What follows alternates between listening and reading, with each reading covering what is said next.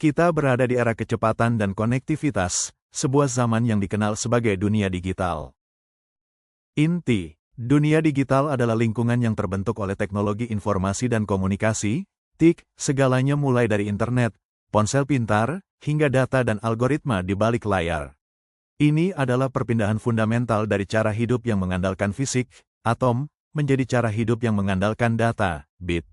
Pilar utamanya adalah internet, jaringan yang menghubungkan seluruh dunia, perangkat, ponsel, komputer, dan perangkat pintar kita, platform, aplikasi media sosial, e-commerce, dan layanan online.